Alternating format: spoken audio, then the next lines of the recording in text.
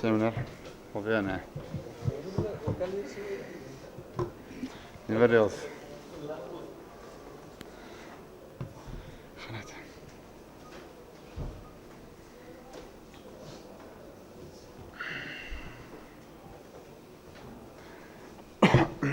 Are we set?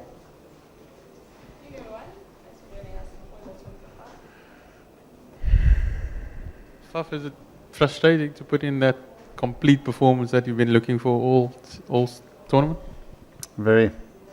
Um, we played signs of some really good cricket through this tournament. Obviously, the Mumbai game was as good a batting performance as you'll see, and obviously not a great bowling performance. And the same thing against West Indies.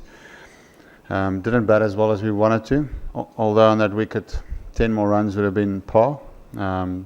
And then we brought it back with a ball, and it's in both games we did one half of the game we did really well, and then tonight obviously bowling first. I think as a team that's our strength. The bowlers bowled really well, and we chased down a small total, which is never easy. On these wickets it's always tricky. You see all the games, it's been low scoring games, it's very tricky. So yeah, it was really important for us to have a good partnership to start off with, because the only way the team will beat you is if they get wickets up front. So yeah, after the run out, it was nice that we could just make it a bit stable. But yeah, it's very bittersweet. We're going back to South Africa out of the World Cup, and that's not where we wanted to be, but we've only got ourselves to blame. Faf, well played today. It seems true of a few members of your side. Probably AB is the biggest example of guys who've got amazing pedigree in IPL and domestic T20 cricket and can't quite replicate that for South Africa. I wonder why you think that sort of has been the case. It's difficult to say. I think AB is he's played in different positions. We've tried him obviously in different roles, but I think AB will be the first guy to say that he he's a very good cricketer, and he actually said it himself that he needs to improve his T20 stats. He's a world-class player, and I think that's his journey now. He wants to try and improve that. So hopefully we can see a bit more of AB going forward into the future, because a quality player like that, cream always comes to the top. So, but AB is the first guy to say that he wants to improve that, and tonight was a great, I suppose, step in the right direction. But to finish a game off, to get a not out, that's the best way you can win games of cricket. And to compare last night to someone like Virat Kohli, is he does it for a living. He does it regularly, and that's how all of us try and be. As batsmen, we want to be more consistent in winning games for your country, not just the odd 30 year or 20 year. You consistently do it. So yeah, he's a proud performer, and yeah, that's hopefully we'll play a lot more cricket for South Africa, and that will change. And just for the team in general, has it been hard to find rhythm in T20 because you don't play that much of it? And then a World T20 comes along, and you're kind of... No, I don't think so. I mean, if I use that, it would be an excuse. We played good cricket leading up to the World Cup. We were very consistent in the subcontinent. We beat all our teams that we travelled here. But a World Cup is a do or die tournament, and if you make mistakes, it's not like a series where you can come back into the series. We made one or two mistakes against England. They punished us for it. We made one or two mistakes against West Indies. The teams in a T20 World Cup is so close to each other. If you're not on top of your game, tonight was a good example. Sri Lanka made one or two mistakes with their batting, and we capitalised on that. So yeah, we've only got ourselves to blame. The sad thing is now it's 4 years for the next World Cup. It's not 2 anymore. So obviously a few of the players here will not be there then. So that's going to be the challenge now for this squad, is to try and, I suppose, rest some of the senior players to try and see if they still want to go to the next World Cup, and then with that you can breed some young players. But I don't think there's a lot of T20 cricket coming up this year. It will probably take a little bit of a back seat. So when we get there, we'll reassess again. Not to be harsh on any of the guys that came in and performed quite well, but does one actually learn any lessons in a type of game like this? It's difficult though, because T20 cricket, like I said, sometimes it's a gamble, let's be honest. Sometimes you just, a Chris Gale, whatever, rocks up and he wins the game for you.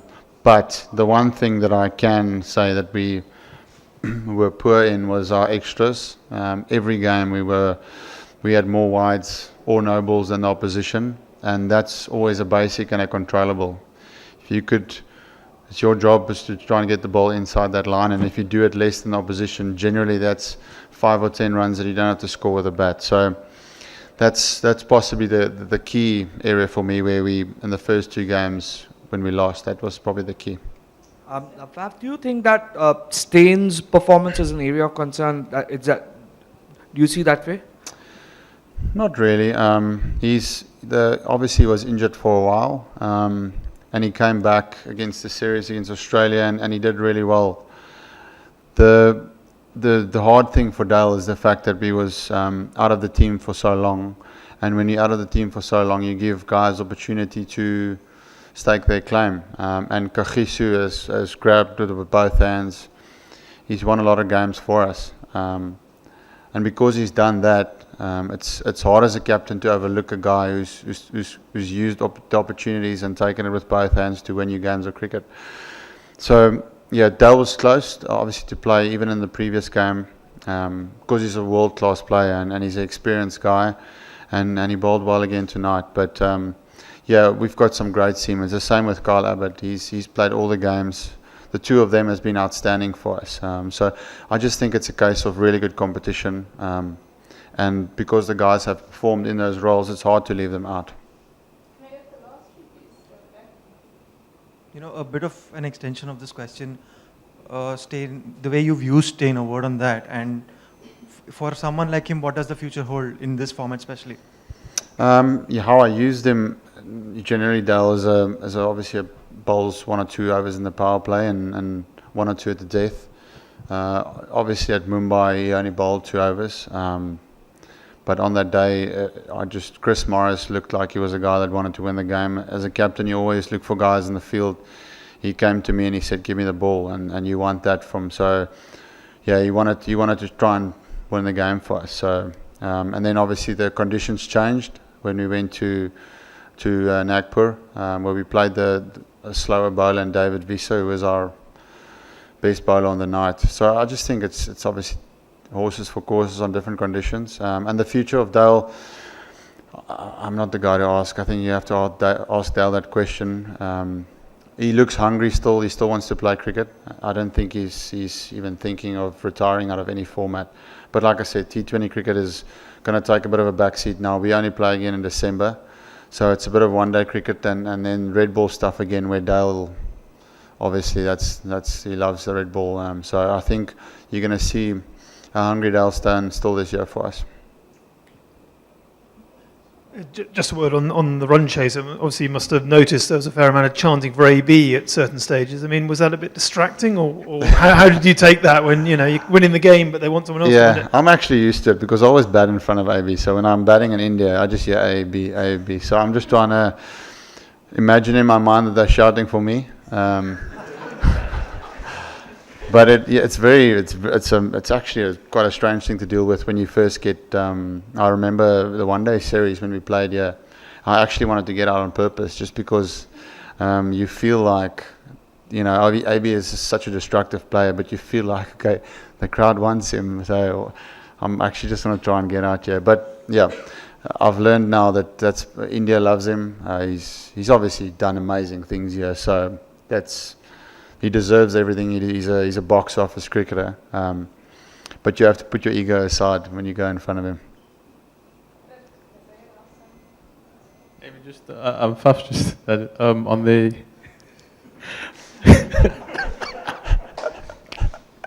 just on the emotion of people back home, and is there a message that you want to? Obviously, it's another failed campaign that adds to it. Is there something you want to say? Yeah, I mean, I feel the same. So it's fair to feel like that. It's not harsh. We came here with a great squad. wanting to win the World Cup, and we didn't play our best cricket. So obviously that's not how we wanted to go. We were planning on doing much better. But we are a proud team, and we will obviously. It was very disappointing for us. We were hoping that Angelo could have done a little bit more the other night. It was so close. I was wanting to put my Sri Lankan shirt on, but yeah, it's very sad. I mean, the fans feel the same as what we do, and they've got a right to feel like that. So the thing with it is T20 cricket is a gamble, and it's more so than any other format. Anything can happen on the day, but that's once again not an excuse. We had chances. We should have taken them. We didn't, and that's why we don't deserve to be in the semis. You don't win a World Cup on paper. You have to put the goods together, and we didn't do that. Tonight was our best game. I do also feel that lately we've chased really well. So I don't know how the World Cup would have looked if we possibly chased 1 or 2 games. I was the home team captain for 4 games in a row. I don't know how that happened. I never got to choose the toss. All right, thank you. Thank you.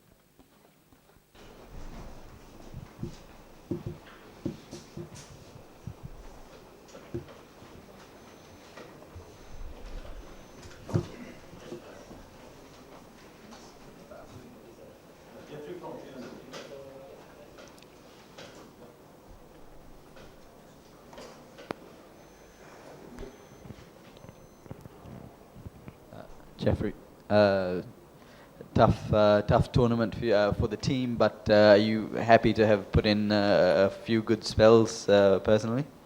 Yeah, it was tough for the team, and we were quite disappointed in the dressing room. Things would have turned much better if we put up a good total and bowled better and fielded better. But as a personal point of view, yeah, I'm pretty happy, but yet disappointed that ultimate result was a loss. There's been some talk that this could be the last game for Anganerat when it comes to shorter format of the game. Has there been any talk to that effect at the dressing room? I'm sorry, I can't comment on that really, but I think I've heard that too, but not from the legend, not as yet from that. Jeffrey, you came halfway through the series. Having said that, did the team believe that they can win matches? We didn't see that sort of a mentality coming into matches, especially against England, when the England team came quite early. Having said that, Sri Lanka took their time to come into do their drills. We always believe in ourselves. We always have the potential and have the talent to win matches.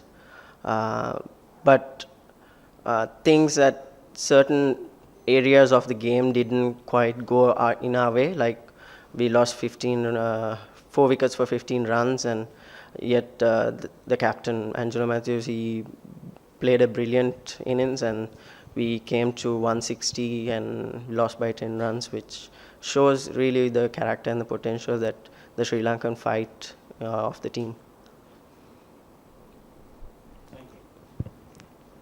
Jeffrey, again, after you mentioned the 15 for 4, again, low total from the batsmen today. Do you think through this tournament, the batsmen have let the bowlers down? The batsmen, that's where it's gone wrong for Sri Lanka? See, as a bowler's point of view, my thinking is whatever the batsman put a total on the board, we should defend it. And that's a team game, so I won't put the blame on them. It's rather a team effort and a team responsibility that we have to take as a team.